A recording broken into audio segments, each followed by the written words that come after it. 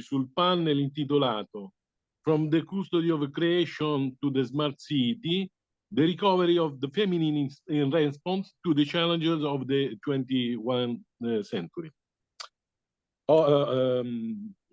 The speaker di questa giornata sono la professoressa Maria Novella Campagnoli University of Rome Tor Vergata, professoressa Roberta Fidanzia, Studi Center Femminile Uningenium CSFI, e professoressa Ilaria Iannuzzi, University of Rome Sapienza et Unint. Allora, la prima relazione, the first relation from by Maria Novella Campagnoli, is entitled From Denial to Recovery of an Indispensable Resource, the Feminine for the Future of Humanity. Please, Maria Novella Campagnoli.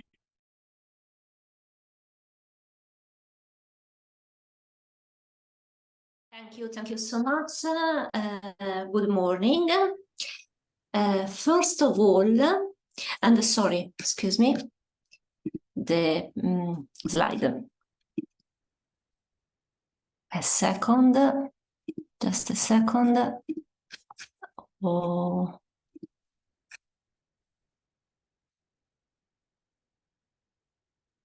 Okay.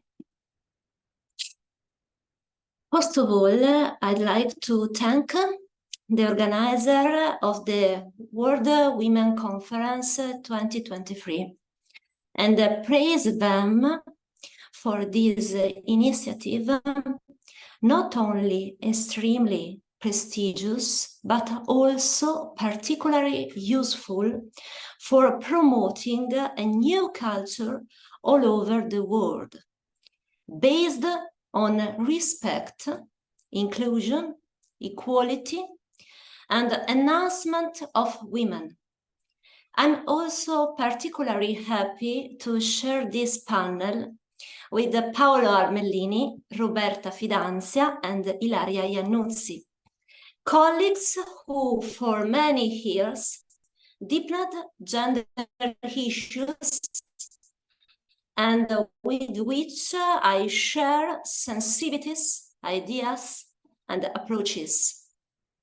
It's up to me to start this speech with a sort of a general introduction, which will serve as a framework for the more detailed and specific report by Roberta Fidanzia and Ilaria Iannuzzi. To be as clear as possible, but at the same time concise, so as not to take up too much time from those who will follow, I have decided to divide my short presentation into 3 parts. In the first passage, I will discuss of the marginalization of which the female gender has been and often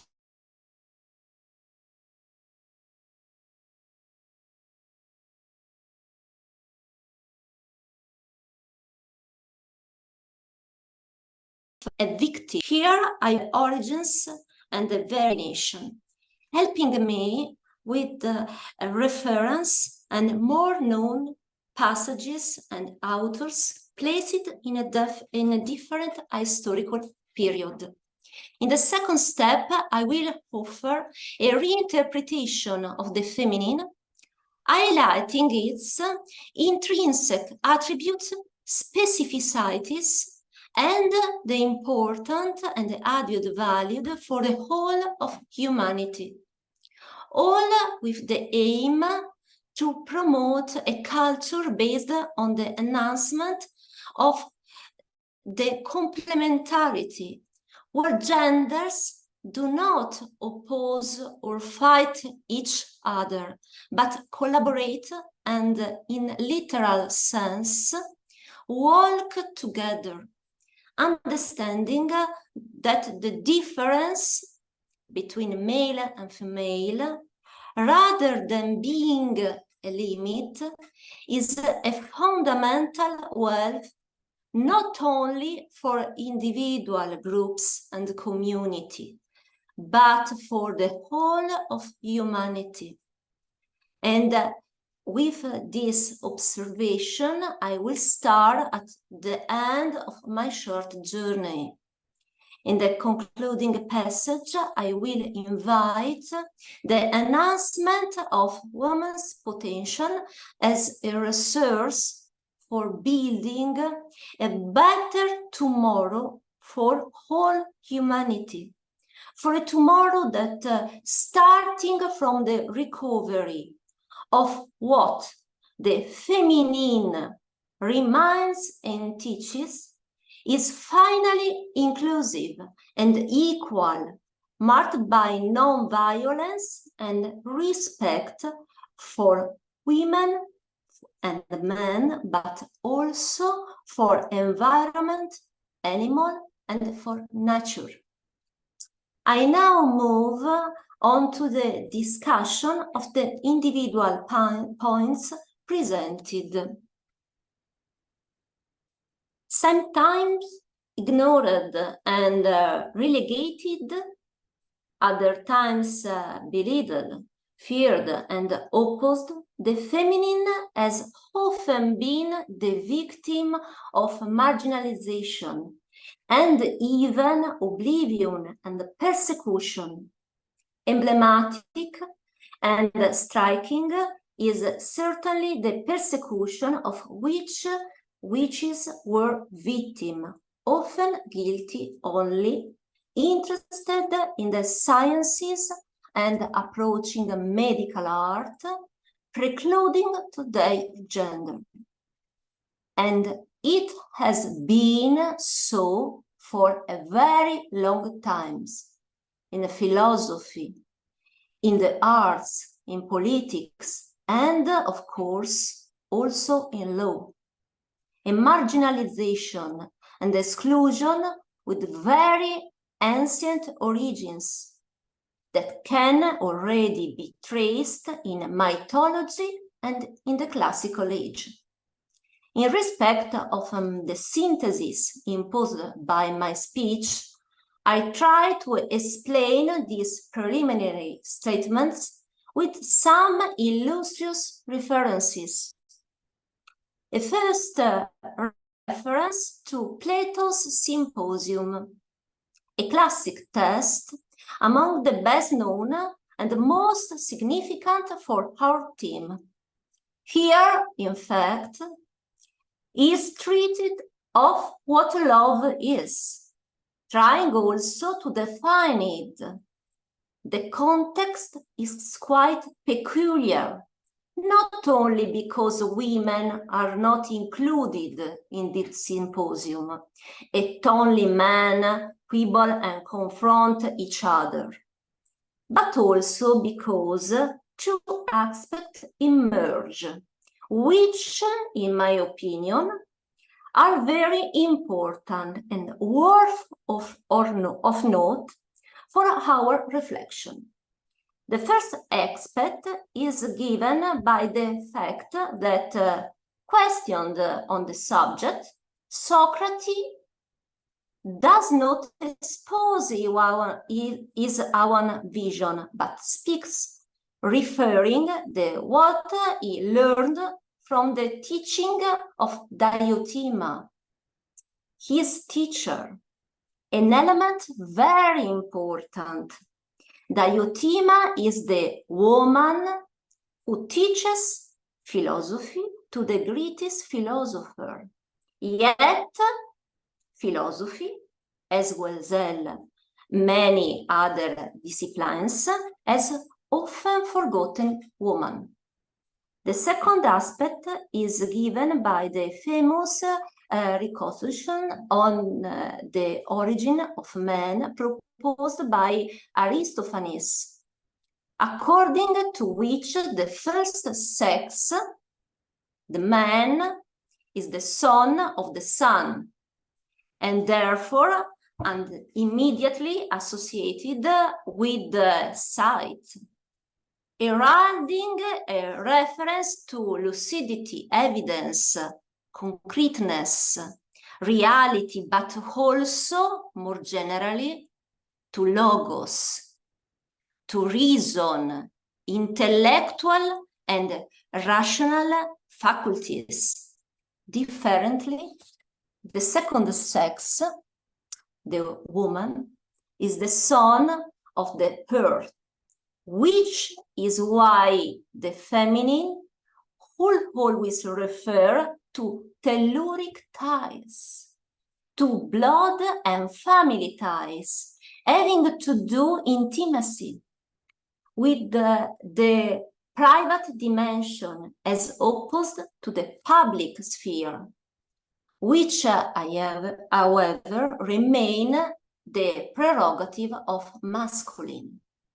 As evident, we can easily trace some element which subsequently, with the passing of the eras, have been perceived almost inaltered in the reiterated connotation of the masculine with respect to the feminine.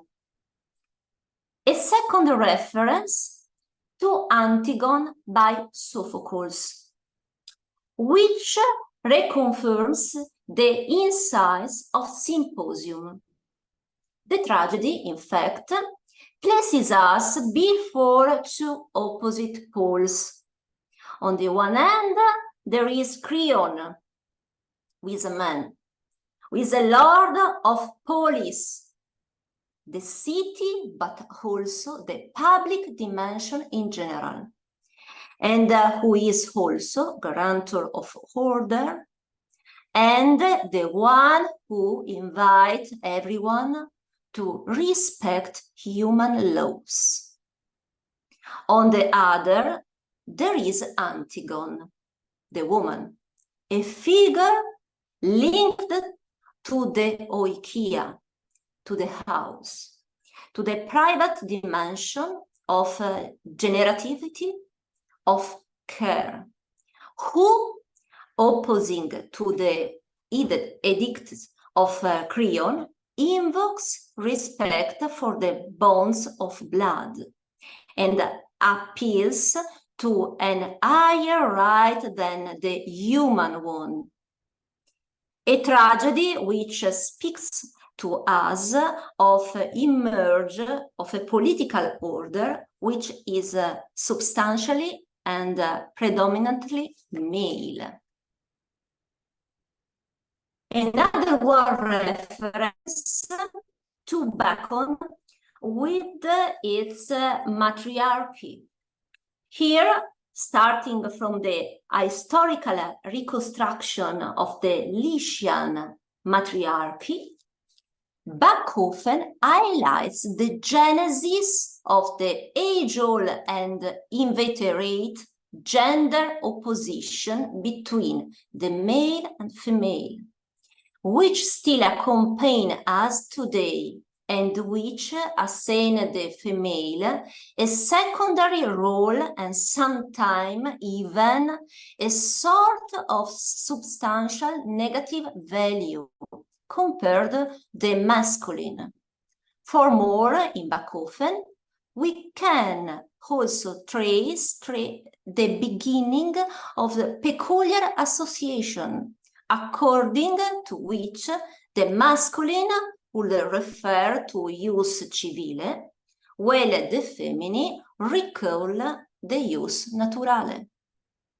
On last essential reference, which pertain to contemporary age, to Simone de Beauvoir and her Second Sex, a work in which the famous philosopher questions herself on the genesis of this peculiar vision of the feminine, almost always perceived as a sequences, also in order of value and importance compared to the masculine, generally seen as the first and the priority. In other words, women associate exclusively with motherhood and care is considered as a simple and reductive posterius of man, who is instead entrusted with the political power, security, and art of war. The woman, is recognized as having an ancestral and a mysterious power to give life, the other, the man, to take it away. The idea and the reference on the background here are worth in themselves to outline the complex and articulated picture from a centuries-old situation in which women have found themselves set aside, relegated to the family dimension, and essentially forbidden to the political and public sphere, in a continuous recurrence of presence, in fact, in the reality of things, and absence of recognition and valorization. As a corrective to these visions and for an interesting recovery of the feminine, as a principle, as an attribute, as an attitude that transcends mere physical generativity, and which also has to do with nature, hospitality, inclusion, inclination to dialogue, propensity for mediation, and with the attention and the care for the other, any other, I believe that a different reconstruction for a feminine is useful here. This is what was advanced and promoted by the Italian philosopher Italo Mancini. A particularly significant and fertile rereading, especially if considered in light of the legal challenges of the 21st century. Mancini, taking up Hegelian reflection, propose a connection of the masculine with the diurnal and the feminine with the nocturnal. However, it is a connection that does not lead to a diminution for the feminine, but rather to its rediscovery and valorization, because if it's true that the emerge of the polis, the imposition of the order, and the ius civile is associated with the masculine, it is equal true that the feminine is the germinal force to the ethos, the force that animates a unified society itself. In other words, the principle of the feminine can be seen as a corrective of those criteria of abstractness and generality of law, carried out in the name of a reference to natural law, to pity against majesty.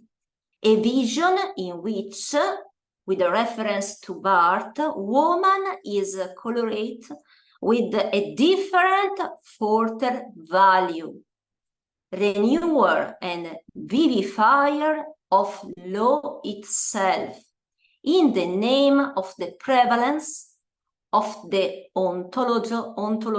ontological dimension over the ontic one, the contact over form, the justice over mere and cold legality, the peace over war, of non-violence over violence. This is peculiar and very rich rereading of the feminine, not only as a gender, but as a principle, as a new grammar of a relationship that today, more than ever, must be recovered and relaunched in the name of overcoming the monolithic reconstruction of differences and in favor of a complementary vision where the masculine and the feminine advance together in the name of an inclusive and an egalitarian as Luce Rigarei said. Faced with the global challenges that await us, our need is to have a right to human dignity for all, a right that values differences. And the feminine, also from this point of view, has a lot to teach in terms of inclusion, acceptance, and coexistence. Unlike the masculine, the feminine testifies not only to formal openness and tolerance, but to substantial respect for any other. It is in the wake of this silent teaching that, in my opinion, the future of our societies must be rethought, interconnected, globalized, but also and above all, open, inclusive, and equal as the principle of the feminine does. I'm closing this brief observation with a reference to Mulieris Dignitatem, the apostolic letter of Saint John Paul II. Here, in fact, the dignity and the vocation of a woman, created like man in the image of God, is reaffirmed and valorized. Furthermore, in a significant passage, reference is made to the sense of complementarity and to a common and inclusive path in which differences are finally seen as a resource. I believe that these words are more enlightening than ever and serve as a warning to those who, like us, like a fortiori jurist, must continually move between the ius conditum and the ius condendum, to a rights which, embracing the masculine, the feminine, and every possible diversity, and looking with respect at all creation, confirms the fundamental criteria of justitia: not violence, equality, symmetry, reciprocity, equity, with particular attention to the environment and to the nature, of which we are only custodians and never absolute owners. With this word, I finish my introduction, and I'm very happy to give the stage to my colleague and friend, Roberta Fidanzia. Thank you so much for your attention.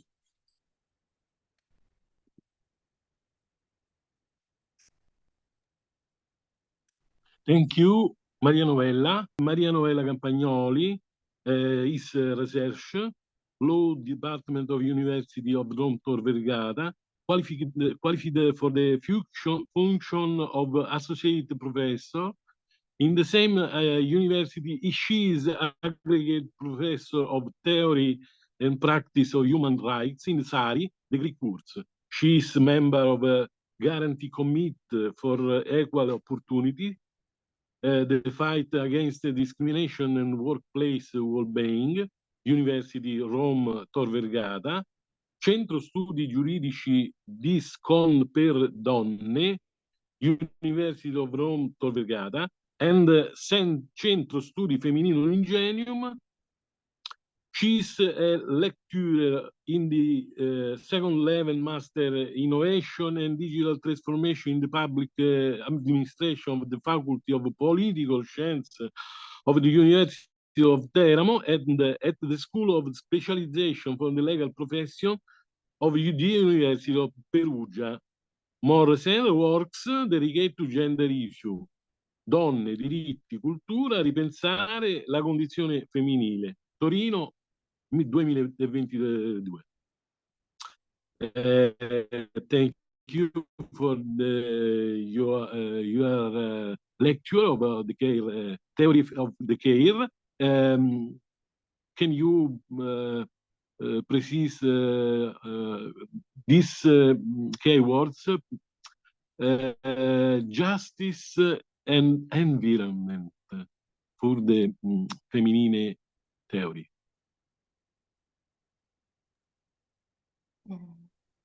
Yes, excuse me. Thank you very much, Paolo. Yes, I have precised this point in my introduction, but this is a point that can we discover, I think, in the relationship of Roberta Fidanzia and Ilaria. My is really just an introduction, very generical. Thank you. Now, the speaker is Roberta Fidanzia, the woman-care relationship as a new social political paradigm. Two words. Roberta Fidanzia is founder and president of the Centro Studi Femmininum Ingenium, Study Center Femmininum Ingenium. She has a field doctor in history of political doctrine and political philosophy at Sapienza University of Rome. She is also president of CISAM, International Society for the Study of the Adriatic in Medieval Age, director of Storia del Mondo and co-director of Christianitas. She conceived and scientifically directs of the Femininum Ingenium, Camei and Flores Memoria series of the Femininum Ingenium Study Center. She is co-director of Voci della Politica, series of studies on political talk, together with me, with Paolo Armellini. Together with Tommaso Valentini, she is the scientific director of permanent seminar entitled Modern Antigones, with the University Guglielmo Marconi of Rome. Independent research and writer, she published, among others, the volume Doria d'Istria, a female gaze on the 19th century, Risorgimento Political Pedagogy, Female Condition, also translated into Romanian and presented at the headquarters of the European Parliament in Brussels. Winner of the Liguana Prize of the Italian Institute of Philosophy Studies of Naples and of the Telescopio Literary Prize. A te la parola, Roberta. Puoi prendere la parola, scusa. Thanks a lot. Good morning.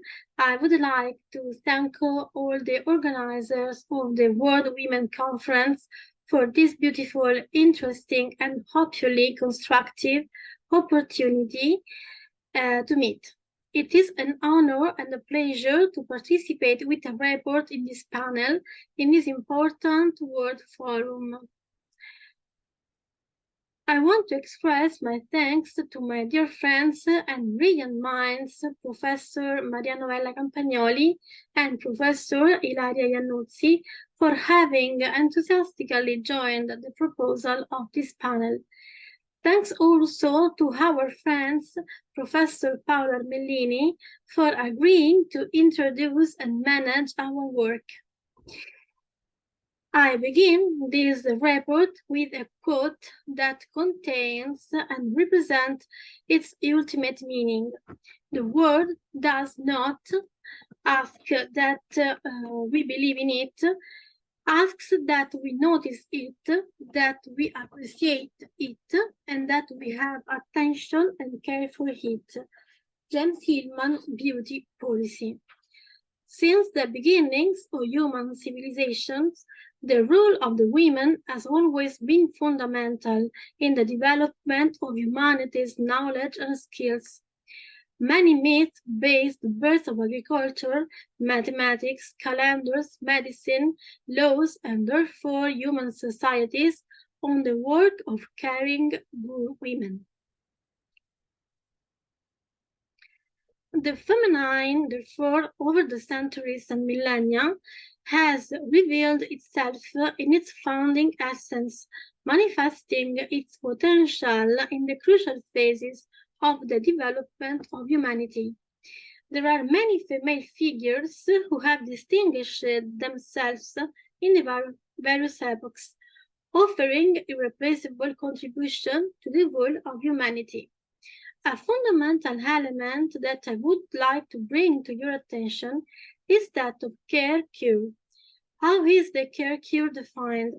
The vocabulary of Italian language defines it as follows: assiduous and diligent commitment in pursuing a purpose or in practicing an activity, in providing for someone or something, and also with a meaning of care, dedicating every care to the family, dedicating oneself carefully to one's own interest, maternal care, loving care, and so on. How did the thought of cure care come about? Very often today, we talk about certain topics, including medical, scientific, ecological, having interjected, often unconsciously, the philosophical discourse of care. A discourse that, when it was proposed at the beginning of the 20th century, intended to change the founding paradigm of human society, shifting the function of the role of care from marginal to central. In this way, moreover, attention has consequently shifted to the social and public role of women. If before, in fact, the social paradigm tailored the role of the women in the domestic family environment with the awareness of the element of care, and precisely because it is often understood as a vocation of women, the role of women has left the domestic walls to expand outside them in the social sphere, and consequently to acquire political weight. The main criticism that is made to the liberal individualistic political model, in addition to the evident self-centeredness, hedonism that underlies it, is that of having excluded from the social sphere as unnecessary, considering them indeed deleterious, the passions, emotions, and with them the women who are its main representatives. If men, in fact, have always been associated with the characteristic of rationality, the ability to self-control and control emotions, women, on the other hand, have always attributed the characteristic of emotionality, impulsiveness, and emotional involvement, which would have determined their inability to assume certain roles and perform certain tasks.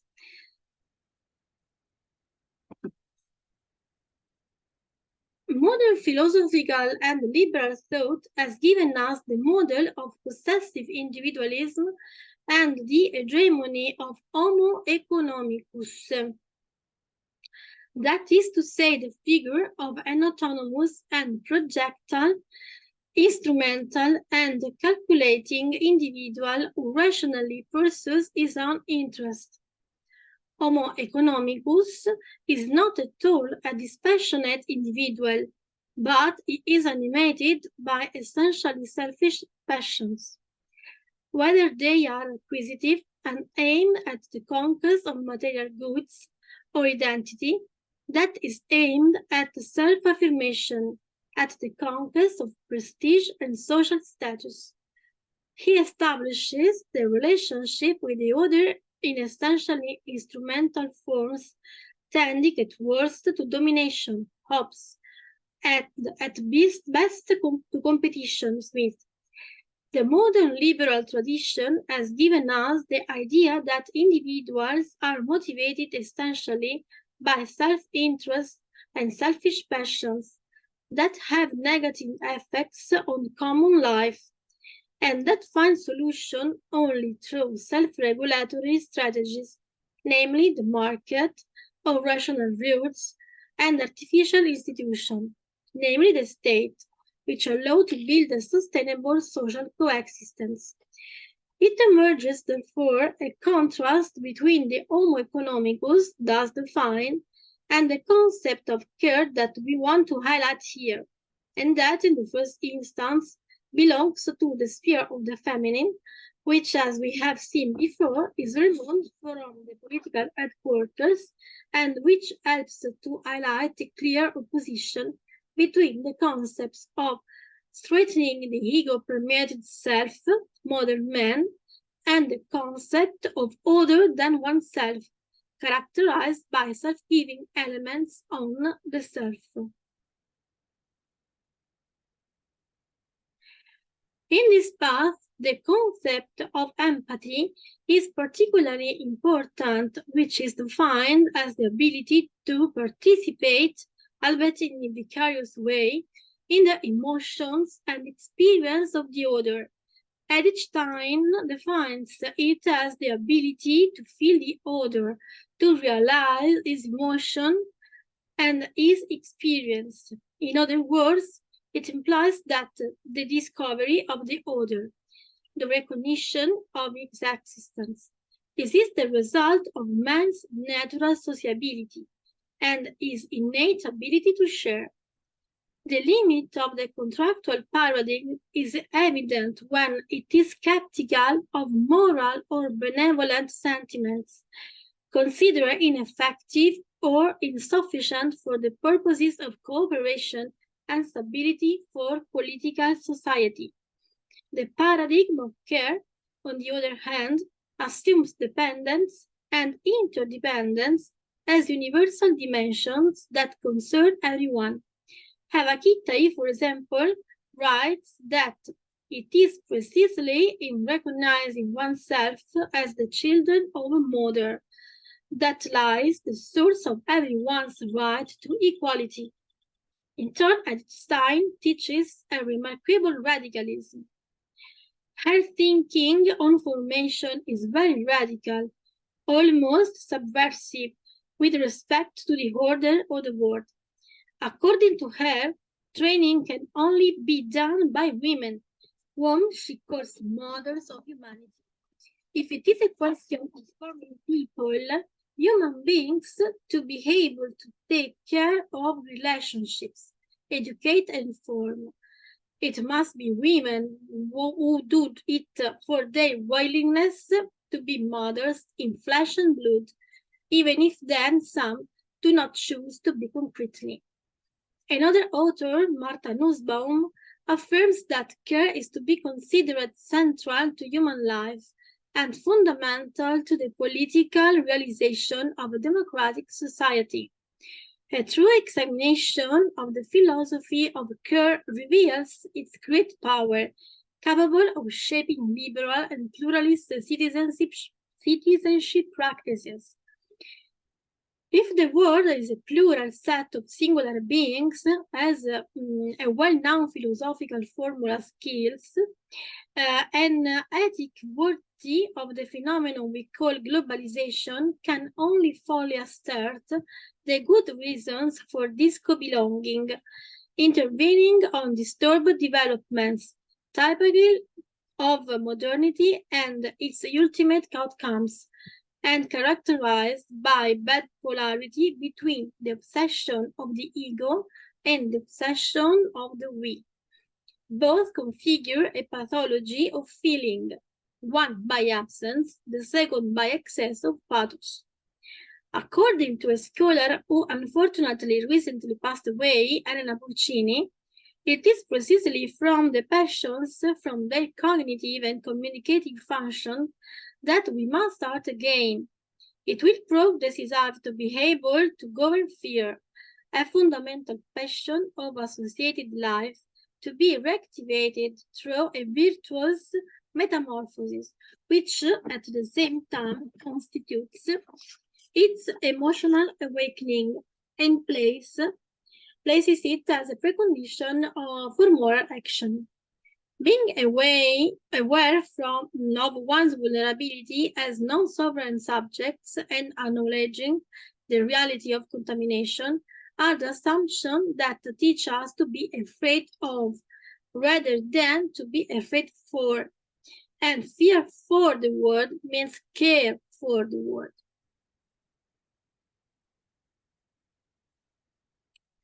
I thought it's appropriate to make this broad theoretical premise to highlight that through the history of humanity, the element that moved the intervention of women in society has been that of care, precisely as a natural feminine propensity.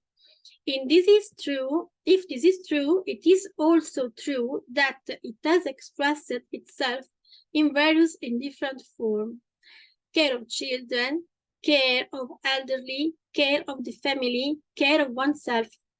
All those declinations also in their outward form are effectively placed on a private stage, have had their reverberation in the public scene, as to the effectiveness of their action. The search, in fact, for effective solution for treatment has moved the social action of women. Since ancient times, for example, and this is also highlighted by ancient and medieval writers, women in devoting themselves to domestic activities have invented agriculture, the cultivation of herbs, medical care, obstetrics. Even the medieval writer Christine de Pizan traced the foundation of the city, and therefore the foundation of politics, to the work of the goddess Ceres, goddess of crops and agriculture, and therefore to a female figure. Therefore, those observations can lead us to affirm that if men have dominated the universe of words, women have had power of the world of things, since they have had the opportunity to manipulate and directly manage raw materials. This direct experience allowed the acquisition of scientific and technical experience that allowed women to appropriate the knowledge of nature through the filter of a gender vision characterized by observation and reproduction, with a considerable difference compared to the nature of domination typical of the male sex. The alternation of eras has had an influence to the fluctuating advertising of women's knowledge, epochs in which it was valued followed by eras in which it was depreciated and relegated to knowledge linked to the senses and not to rationality, considered, as I said before, a typical masculine element and therefore dominant. Hints of openness towards gender equality appear with Plato. Within the Republic, proposes an ideal school system with equal studies for boys and girls based on the four mathematical sciences, arithmetic, geometry, astronomy, and harmony.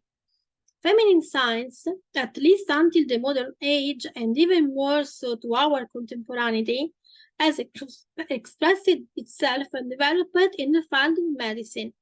The ability to care has always been, in fact, an expression of feminine research, oriented both to a typically feminine knowledge and to a broader and more useful knowledge in the social field.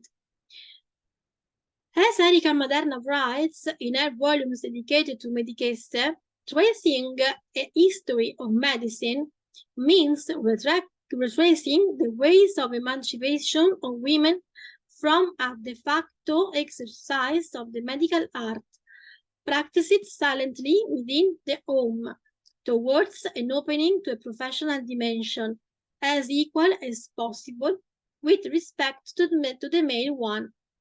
Among the main activities exercised by women in the medical field in antiquity was that of the midwife. In the early Christian period, women's tension in caring for the sick was valued, repositioning women in the public sphere after the submission of which they had been victims in Roman times.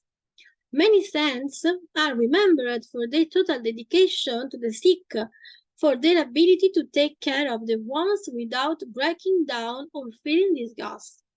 Women converted to Christianity recovered their place in the public social assembly. There are many figures that could be talked about. Among the many, it is important to remember the famous Trotula, a healer who practiced medicine within the Salerno Medical School. One can certainly cite St. Hildegard of Bingen, who, among other things, wrote two encyclopedic treatises that collected all the medical and botanical knowledge of her time and go under the title Physica and Causae Cure.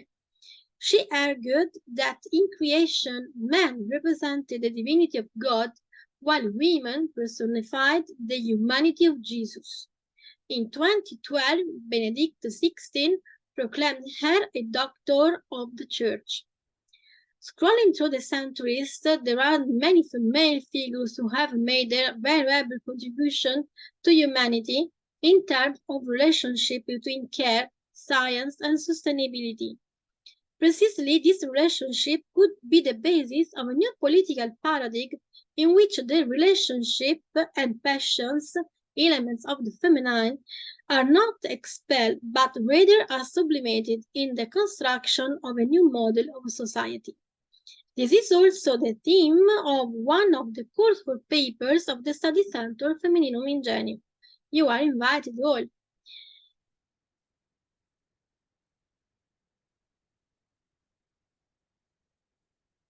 More often, decline in its adjectives of environmental on the one hand and economic on the other, sustainability has seen less attention paid to its fundamental social component.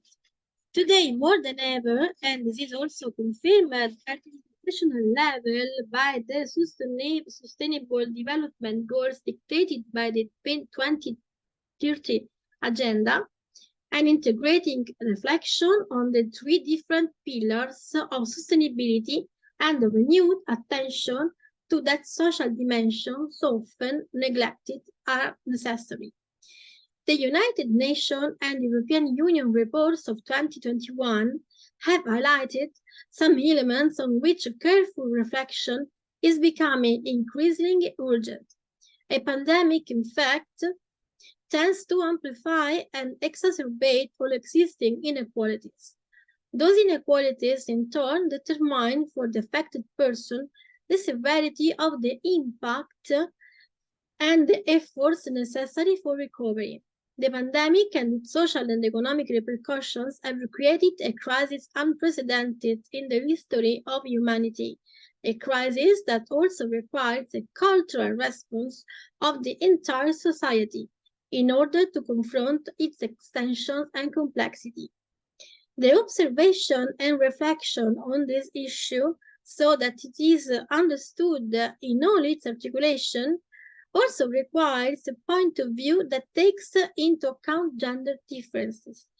The expected response and proposal, both nationally and internationally, will risk being considerably weakened if it does not take into account the lives and future of women and girls. In particular, if it opts for the choice of anachronistically repeating the path and even the mistakes of previous policies.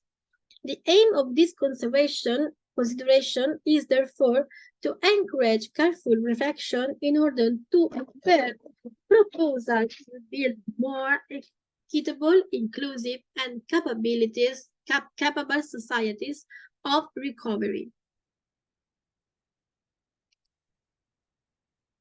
One of the crucial elements in this thematic horizon could be the analysis related to enhancement of care work, which historically weighs mainly on the female side of society, characterizing methods and approaches transforming the inequalities of unpaid care work into a new care economy that is inclusive for all. According to specific interpretative lines of economic thought of the century 20, and in an evident dichotomous perspective, compared to the linear male approach that tends to produce relations of dominations, the feminine would offer a circular operation approach based on cooperation and the creation of care bonds. In a specific case, it would be a matter of orienting towards a theory of cultural transformation that promotes the construction of a more peaceful, sustainable, and just culture and societies, capable of helping to cultivate the true wealth of nations, cultures, people, individuals, and nature, respecting and appreciating the principle of the eminent dignity of every human person.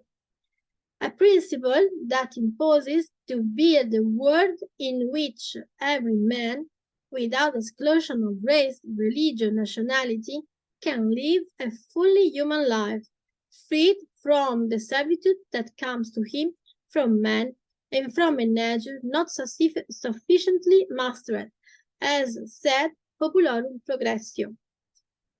And it is also a question of recognizing that promoting the dignity of the human person means promoting his rights.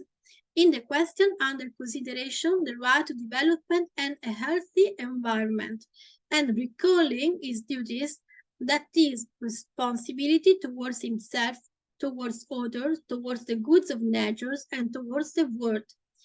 Valuing women and through them the feminine, placing it at the center of economies, could lead to better and more sustainable development results for all.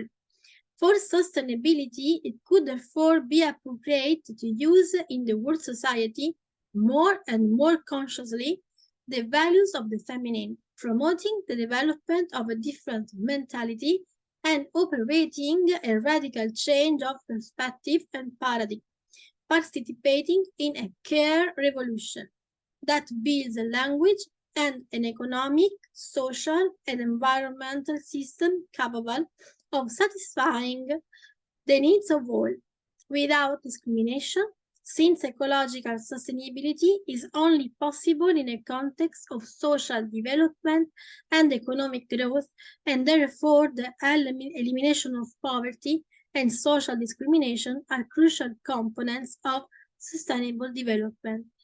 Thanks a lot for your attention. Thank you, Roberta Finanzia. You are speaking about the new paradigm of justice, based on the values of concreteness, affectivity, and relationality by Elena Pulcini. Your relation is based on the care turn of the language of the modern philosophy. Thank you. Now, the speak Ilaria Iannuzzi. Iannuzzi field doctor is a lecturer in general sociology and sociology of modern and contemporary process in the Department of Political Science of Sapienza, University of Rome, and adjunct professor of politics and good policies of social integration and sociology of political communication, social media at the University of International Studies of Rome, UNINT. She has been postdoctoral research fellow in sociology at the Department of Political Science of Sapienza, University of Rome. She's one of the 400 best Sapienza graduate in 2015. She's the winner of the third edition of the Wilfredo Pareto for the Sociology Prize in Public Speaking and Methodological Rigor, of the Minerva Prize for the Scientific Research, and of the Doctoral Thesis Prize 2020, announced by the Sapienza Publishing. She's assistant editor of the rivista trimestrale di Scienza dell'Amministrazione, Studi di Teoria e Ricerca Sociale, Class A Hamburg. She's published more than 13 articles in scientific journals and chapters in books. She is also the author of the Origin of Capitalism and Jewish Ethic, the talk of Werner Sombart, of the La fiducia paga quando le relazioni generano valore, Drengo, Roma 2016, and co-author of Smart Society, a Sociological Perspective of Smart Living, presso Routledge, London, 2020. Now speak Ilaria Iannuzzi.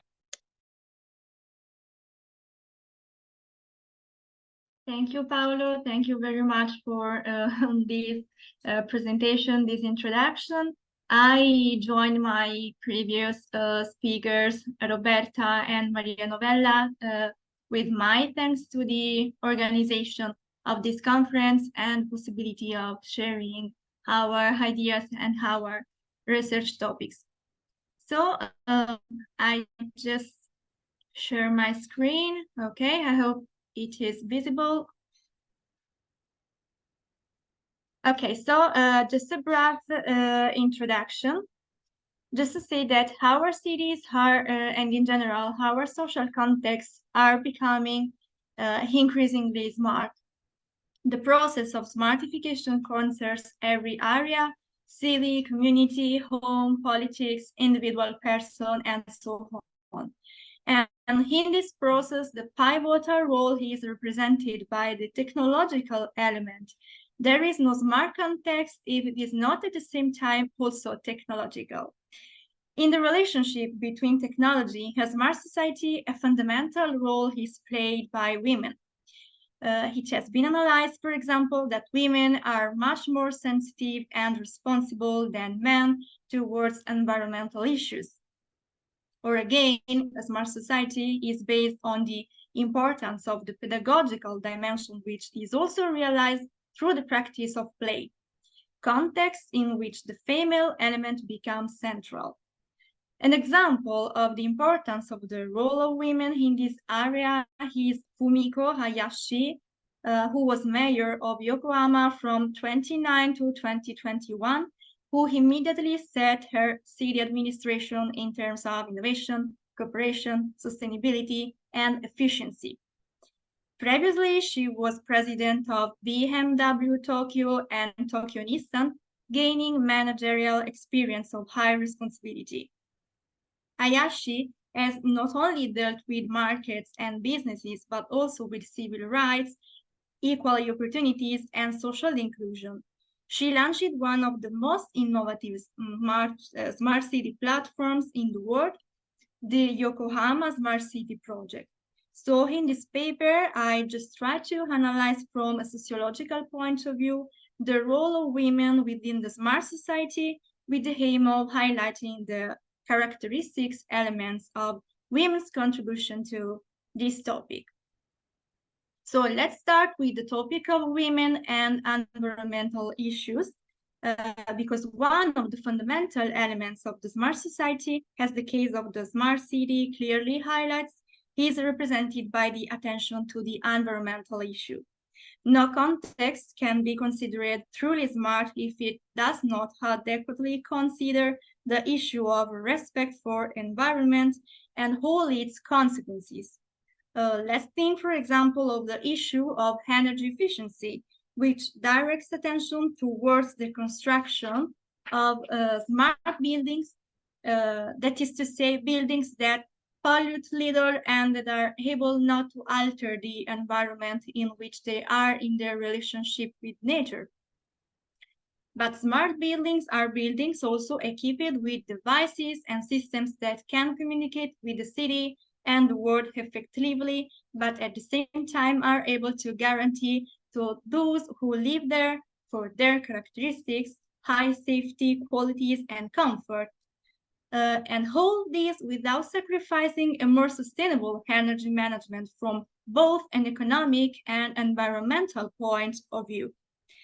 Although the true smartness remains fortunately in those who live there who can decide whether to make the best use of what is offered to them by information and communication technology, that is to say, in other words, high ST.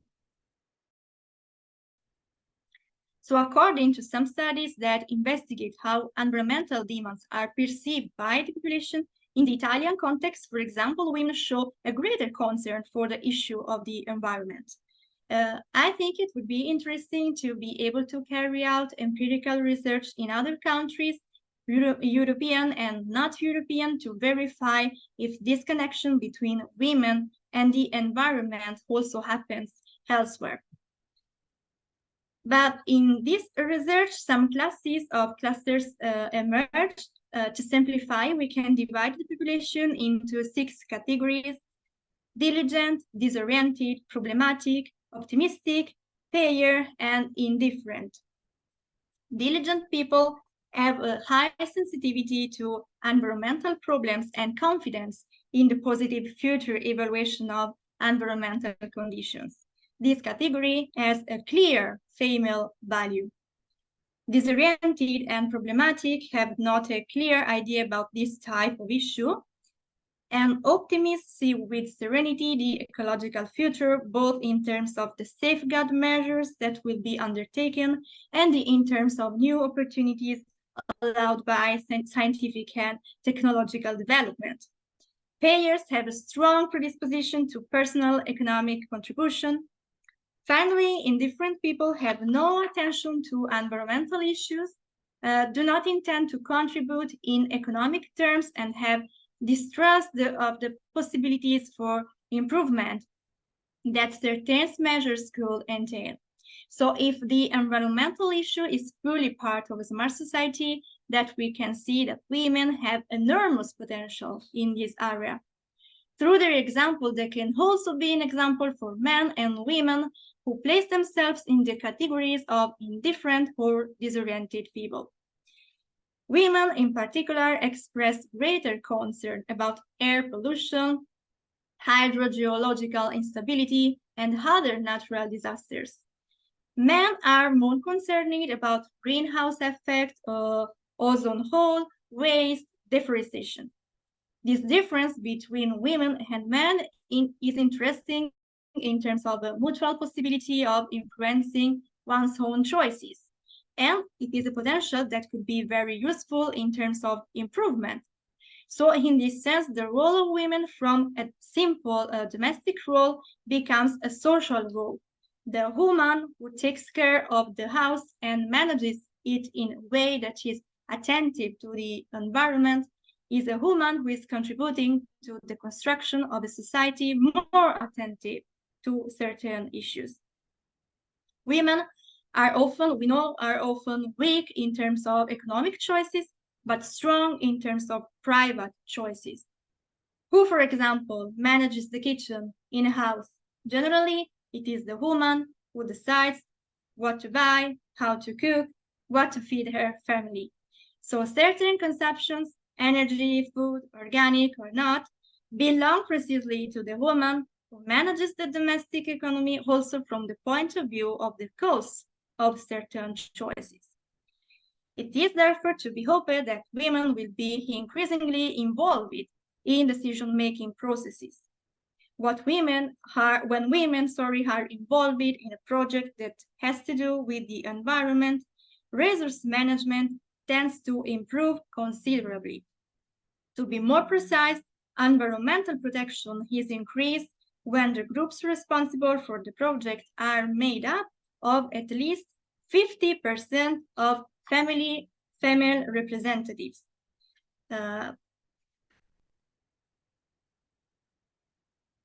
So according to a study by United Nations women and children are 40 times more likely to die and suffer injuries in the event of natural disasters. Women play a key role in the management of natural resources at family and community level and are the most affected by environmental degradation. In communities around the world, women manage water, resources, and food, as well as forests and farmland.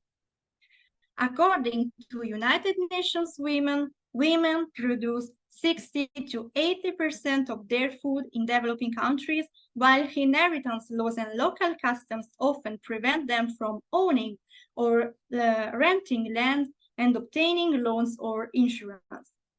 In many developing countries, women work predominantly in agriculture, but only a minority of them own the land they work. And they are often the first to notice the impact of climate change. So women's unequal participation in decision-making often prevents them from contributing to climate-relevant planning, policy making, and associated implementation processes. This role becomes even more preponderant in the pedagogical field if we think that even today it is women who mainly deal with the education and care of children. Certainly the role of the man is equally fundamental, but the role of the woman, we can say that probably comes earlier than the male figure. It comes in the form of the contact between woman and child, particularly in the mother-child relationship and in the child-teacher relationship. Currently, the child we know becomes, with increasing precocity, a direct and indirect consumer. He gradually develops his own identity as a consumer. Also fundamental in this role of women in educating the values related to consumption and choices. In this way, the practice of play becomes of central importance. It has been studied, though certain dynamics help to make people's behavior become increasingly smart. Let's think, for example, of nudging. That is a strategy of behavioral economics that pushes people to make the right choices to improve personal well-being and that of the country. The basic idea of the nudging is to change the architecture of the context, entering the educational plans of states and marketing strategies of companies, directing people to do the best thing in terms of education, health, and energy savings. The most representative image is that of an adult animal that gives light close to its puppy to make him walk better. And let's think about play. Play can make you learn certain behaviors in light and fun way compared to an imposition, for instance. So the discourse on the smart city is now full of perspective that question what the most suitable measures and tools can be to implemented forms of smart cities in new cities and to achieve the change of existing urban contexts in a smart perspective. There are, for example, well-known studies that highlight how communication, in order to be more effective, should not focus on the mechanism of renunciation and sacrifice, but on potential gain, focusing on the sense of social identity, on the need for social approval, and also on the desire for commitment, which are also proposed as a solution to the activation of virtuous behaviors. So let's move to a concrete example of female innovation in smart cities. Fumiko Hayashi was mayor of Yokohama in Japan from 2009 to 2021, a long period in which a very ambitious project saw the light, the Yokohama Smart City project. The city of Yokohama is the second most populated city after the capital. It is an economically active and highly urbanized area with consequent problems of mobility and pollution. In its recent history of 150 years, Yokohama was confronted by difficulties including the damage of earthquakes and war, explosive population growth, and pollution that resulted from economic development. All these issues were subsequently conquered by the city's citizens, its businesses, and its administrations coming together. Yokohama City is currently facing various challenges such as climate change, declining birth rate, aging population, and deterioration of urban infrastructure. Yokohama City, as a future city, is responsible for establishing a large city model that simultaneously solves climate change countermeasures and economic and social issues using power of citizens and urban resources. In 2010, the city of Yokohama was selected by the Japanese government to become a next-generation energy infrastructures and social system demonstration area. What is more, as the nation's largest demonstration of the smart city concept, the Yokohama Smart City project was proactively promoted over a period of time of 5 years throughout the city.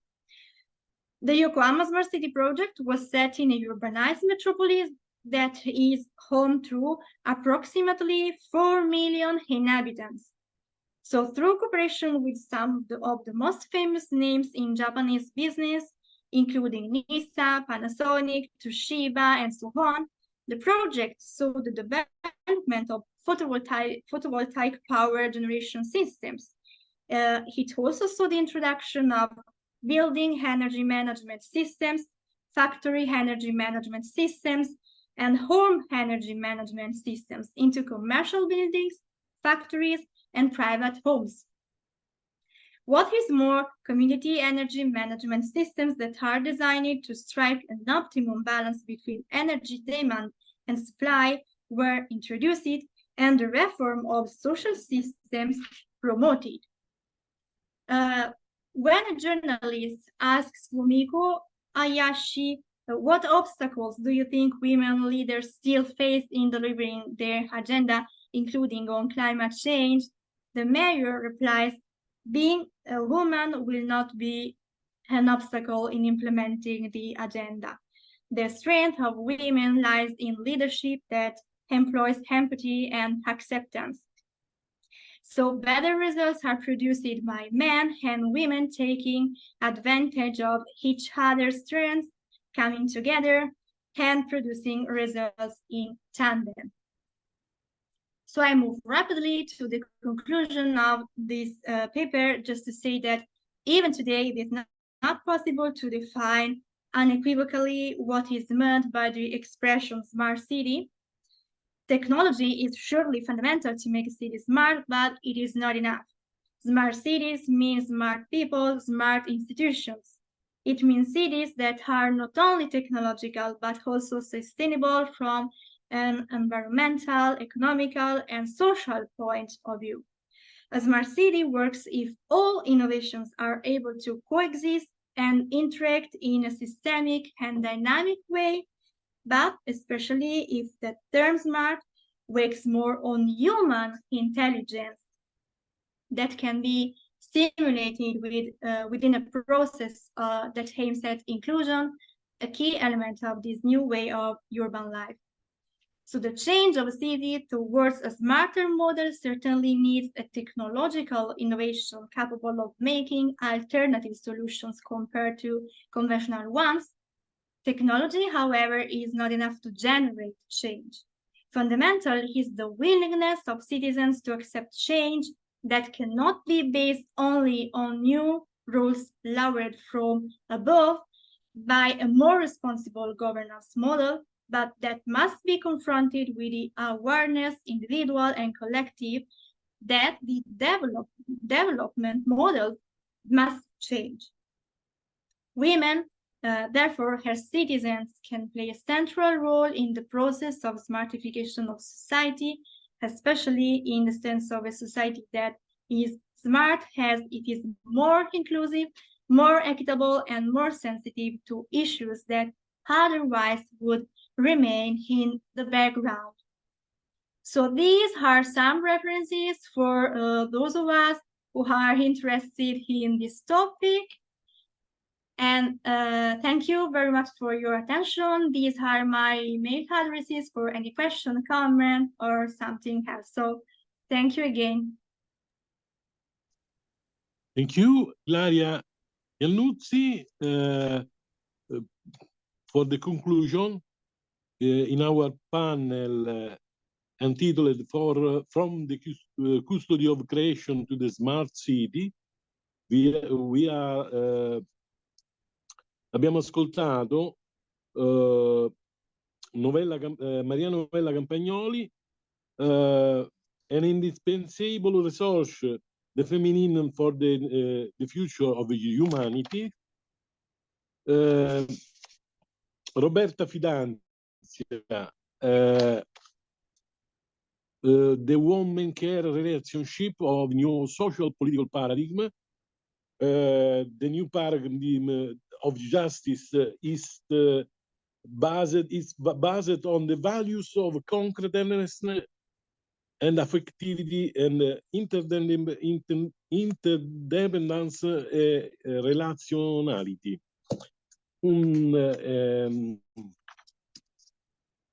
Ilaria Iannuzzi, the construction of smartness. It's nothing to tell. Goodbye, good evening, and to the prox meeting. Thank you. Goodbye. Thank you. Thank you very much. Thank you. Thank you so much. Bye-bye. Bye-bye. See you soon. Thank you.